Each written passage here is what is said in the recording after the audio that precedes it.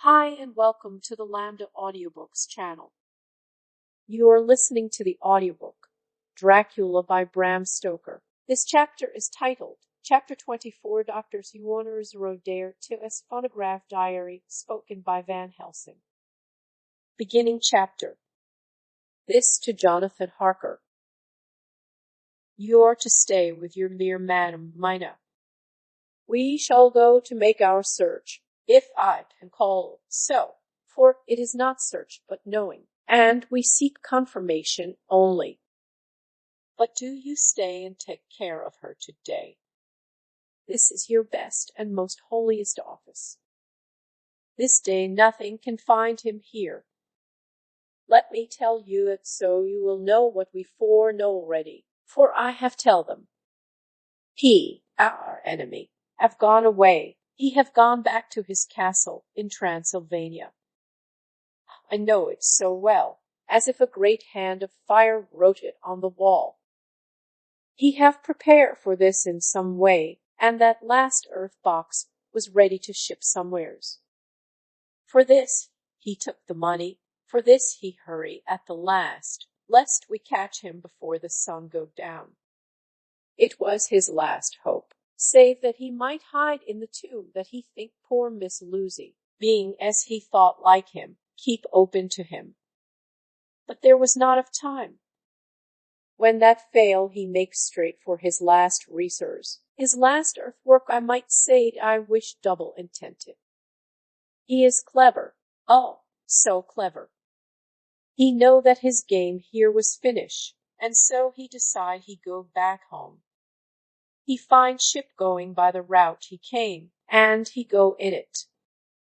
We go off now to find what ship, and whither bound. When we have discovered that, we come back and tell you all. Then we'll comfort you, and poor dear Madam Mina with new hope. For it will be hope when you think it over, that all is not lost. This very creature that we pursue, he take hundreds of years to get so far as London, and yet in one day, when we know of the disposal of him, we drive him out. He is finite, though he is powerful to do much harm, and suffers not as we do. But we are strong, each in our purpose, and we are all more strong together. Take heart afresh, dear husband of Madam Mina. This battle is but begun, and in the end we shall win, so sure as that God sits on high to watch over his children.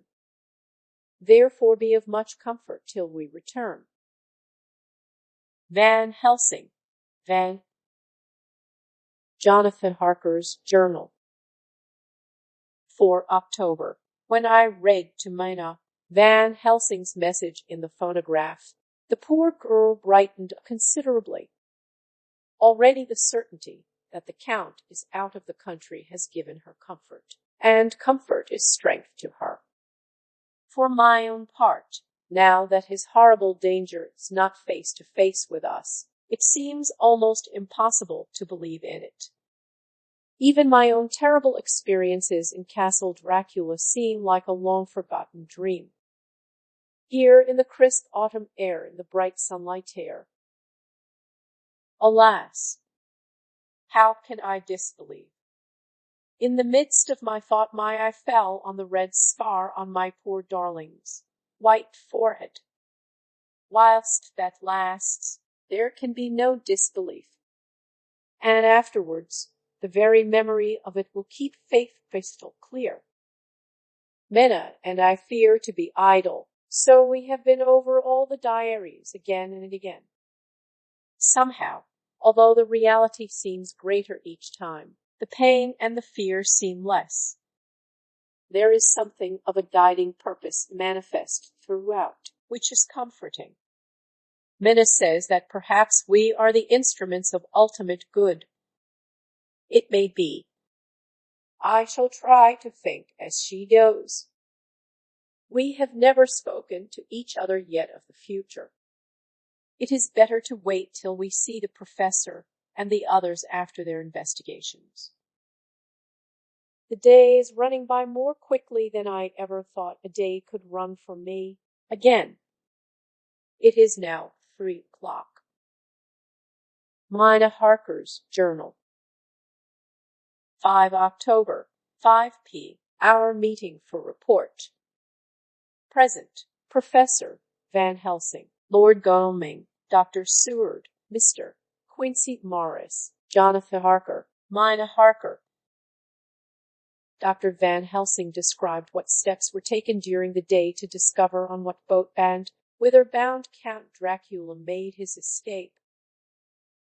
As I knew that he wanted to get back to Transylvania, I felt sure that he must go by the Danube mouth or by somewhere in the Black Sea, since by that way he come. It was a dreary blank that was before us. Ignotum pro magnifico, and so with heavy hearts we start to find what ships leave for the Black Sea. Last night he was in sailing ship, since Madame Minatel's sails being set. These not so important as to go in your list of the shipping in the Times. And so we go, by suggestion of Lord Godalming, to your Lloyd's, where are note of all ships that sail, however so small. There we find that only one Black Sea-bound ship go out with the tide. She is the XXIV, and she sail from Doolittle's wharf for Varna, and thence on to other parts and up the Danube. So, said I, this is the ship whereon is the Count. So off we go to Doolittle's wharf, and there we find a man in an office of wood so small that the man looked bigger than the office. From him we inquire of the goings of the XXIV. He swear much, and he red face and loud of voice, but he good fellow all the same. And when Quincy give him something from his pocket, which crackle as he roll it up, and put it in a so small bag, which he have hid deep in his clothing, he still better fellow and humble servant to us. He come with us, and ask many men who are rough and hot, these be better fellows too, when they have been no more thirsty. They say much of blood and bloom, and of others, which I comprehend not, though I guess what they mean, but nevertheless they tell us all things which we want to know. They make known to us among them how last afternoon, at about 5 o'clock, comes a man so hurry.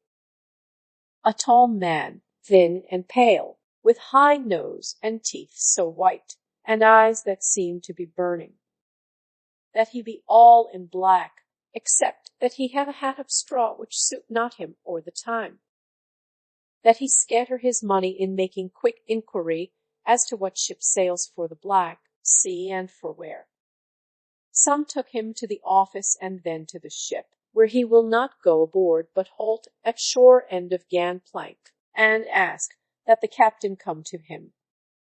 The captain come, when told that he will be pay well, and though he swear much at the first he agree to term.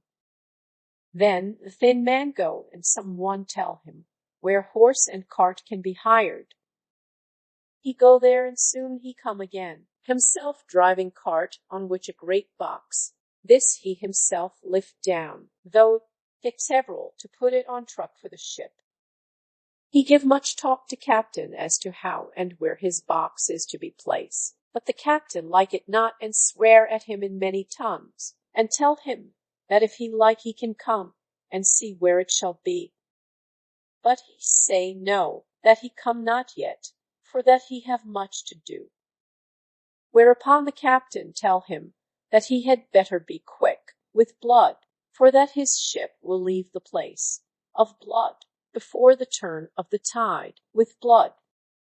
Then the thin man smile and say that of course he must go when he think fit, but he will be surprised if he go quite so soon. The captain swear again, polyglot, and the thin man make him bow and thank him, and say that he will so far intrude on his kindness as to come aboard before the sailing. Final the captain, more red than ever, and in more tongues, tell him that he doesn't want no Frenchmen with bloom upon them, and also with blood, in his ship, with blood on her also.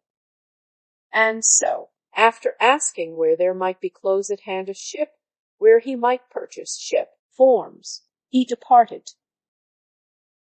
No one knew where he went, or Bloomin well cared, as they said, for they had something else to think of. Well, with blood again, for it soon became apparent to all that the Tsarina Catherine would not sail as was expected. A thin mist began to creep up from the river, and it grew and grew, till soon a dense fog enveloped the ship and all around her. The captain swore polyglot, very polyglot with bloom and blood, but he could do nothing. The water rose and rose, and he began to fear that he would lose the tide altogether. He was in no friendly mood, when just at full tide, the thin man came up the gangplank again and asked to see where his box had been stowed. Then the captain replied that he wished that he and his box, old and with much bloom and blood, were in hell. But the thin man did not be offended, and went down with the mate and saw where it was placed, and came up and stood a while on deck in fog. He must have come off by himself, for none noticed him. Indeed, they thought not of him, for soon the fog began to melt away, and all was clear again. My friends of the thirst and the language that was of bloom and blood laughed, as they told how the captain succeeded even his usual polyglot, and was more than ever full of picturesque, when on questioning other mariners who were on movement up and down on the river that hour, he found that few of them had seen any of fog at all, except where it lay round the wharf. However, the ship went out on the ebb tide, and was doubtless by morning far down the river mouth. She was by then, when they told us, well out to sea. And so, my dear Madam Mina, it is that we have to rest for a time, for our enemy is on the sea, with the fog at his command, on his way to the Danube mouth. To sail a ship takes time, go she never so quick, and when we start we go on land more quick, and we meet him there. Our best hope is to come on him when in the box between sunrise and sunset, for then he can make no struggle, and we may deal with him as we should. There are days for us, in which we can make ready our plan.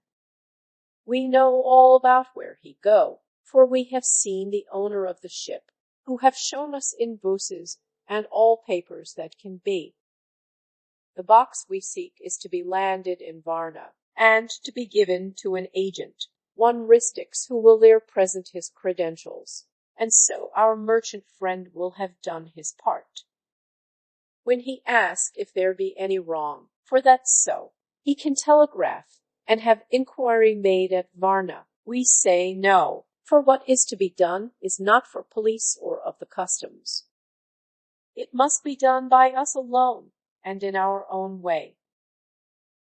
When Dr. Van Helsing had done speaking, I asked him if he were certain that the Count had remained on board the ship. He replied, "We have the best proof of that, your own evidence, when in the hypnotic trance this morning." I asked him again if it were really necessary that they should pursue the Count, for I dread Jonathan leaving me, and I know that he would surely go if the others went. He answered in growing passion, at first quietly. As he went on, however, he grew more angry and more forceful, till in the end we could not but see wherein was at least some of that personal dominance which made him so long a master amongst men. Yes, it is necessary,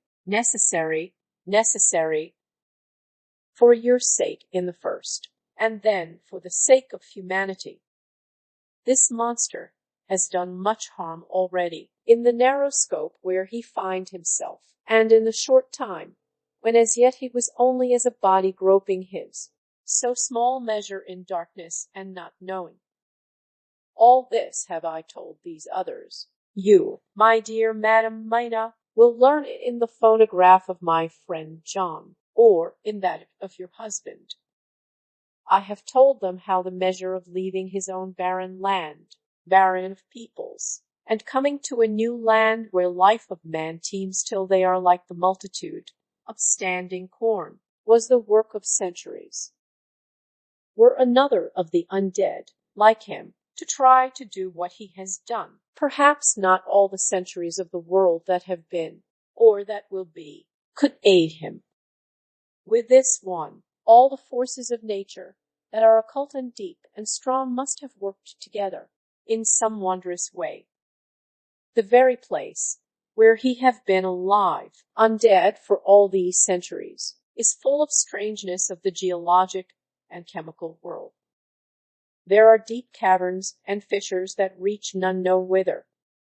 There have been volcanoes, some of whose openings still send out waters of strange properties, and gases that kill or make to vivify. Doubtless, there is something magnetic or electric in some of these combinations of occult forces which work for physical life in strange way, and in himself were from the first some great qualities.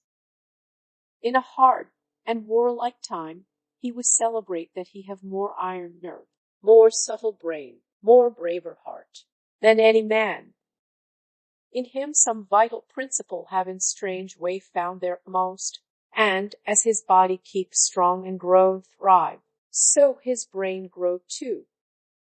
All this without that diabolic aid which is surely to him, for it have to yield to the powers that come from, and are, symbolic of good.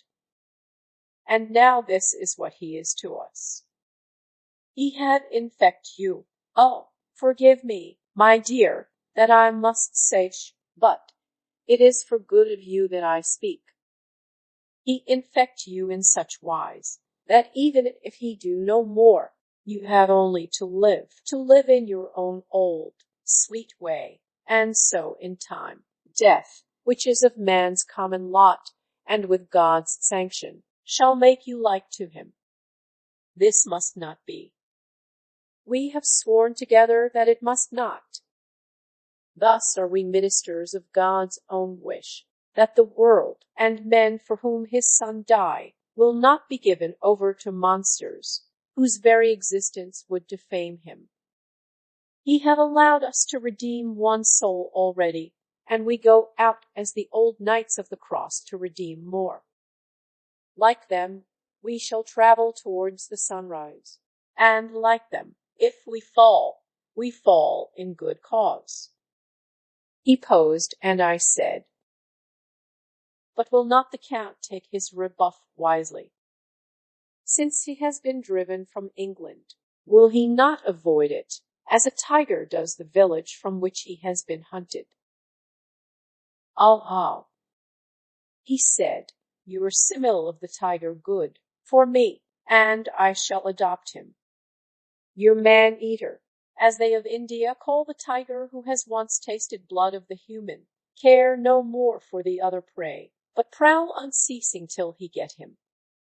This that we hunt from our village is a tiger, too, man-eater, and he never cease to prowl.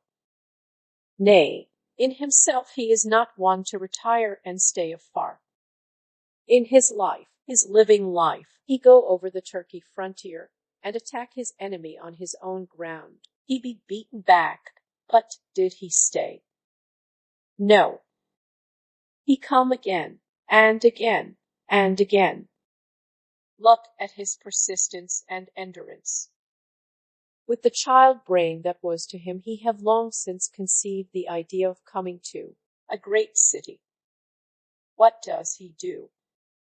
He find out the place of all the world most of promise for him. Then he deliberately set himself down to prepare for the task.